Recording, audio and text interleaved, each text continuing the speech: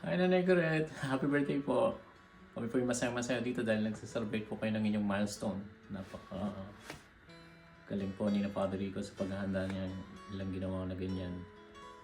Talaga pong puspusan silang nag-abala para po sa handaan na yan. Dahil you deserve it po. Dahil kayo yung napakabuting ina. At yan po totoo. Sabi nga po ni Archbishop Fulton, sabi niya, ang mga ina daw, or babae, ang mga ina nga in general, kayo daw po yung merong capability na kaya niyong i-sustain ang mga sakripisyo at saka ang mga pagsubok sa buhay ng panghabang panahon. Kada minuto, kada segundo, kada buwan, kada taon. Talagang yung sustain nyo yung sakripisyo na ginagawa nyo at kaya nyo lahat gawin yung mga yun dahil yun po yung mga quality ng isang ina. At yun po yung sinasabi ni Archbishop Fulton, sabi niya, yung mga babae nga daw, mga ina, talagang yung sakripisyo nyo, yun ang katangian na pwede nyong sabihin na ipagmamalaki ng isang ina. Kasi kami daw po mga lalaki, kung ikukumpara nyo, kami mga lalaki, yung kagitingan namin or yung heroic na virtue namin, kumbaga moment lang, hindi namin kayang i-sustain na katulad ng mga ginagawa ng ina. Pagkagising pa lang sa umaga, kada minuto, tanghali, hapon, hanggang gabi, hanggang sa madaling araw. Especially pag may mga anak. Yun yung mga katangian nyo na wala kami. Kasi ang mga lalaki, moment lang yung kanilang kagitingan, yun nga sinasabi na heroic na virtue.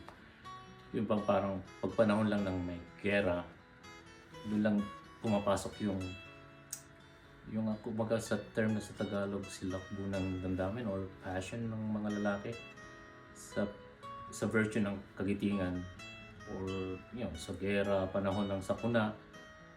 Doon kami pursigido talagang kumikilos.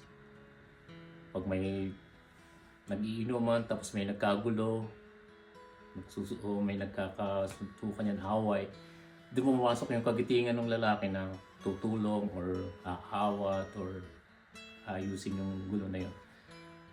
Tapos kayong mga ina, sobrang kaya nyo i-sustain yung sakripisyo nyo at saka yung virtue na yun. Kasi yun ang special na katangian na binigay sa inyo ng Diyos. Saka mapapansin nyo, dahil kayo yung may ganong class quality, kayo yung nakakakita ng aspeto ng redemption sa tao. Yung parang sinasabi ni Archbishop Fulton, yung turo natin about redemption, ang ina, kayang-kaya nilang makita yon. Meron kayong supernatural na kumbaga mata, nakikita nyo yon. Kami mga lalaki, parang hindi namin masyadong makita yung mga ganun, pero mga ina, kitang-kita nila yun. Which is, I think, it makes sense kasi pagdating sa spirituality, I think ang mga babae ang mayroong klase na gano'n eh. Especially tingnan nyo sa simbahan, makikita natin lagi puro mga babae. Mga manang, tapos mga babae ang nagsiserve sa simbahan, mga gano'n. Ang mga lalaking makikita nyo, bihirang-bihira magpunta kung sa may kapiyastahan lang, mga gano'n. Which is, I think, it makes sense na ang mga ina, kaya nyo i-sustain eh. Kaya nyo i-sustain yung ganong klase na quality. At yun ang katangian nyo, Nanay Goret. At yun ay kitang-kita namin kahit na maliliit pa kami na mga seminarista pa kami. Na pumupunta kami sa inyo, tapos tutuloy kami sa inyo.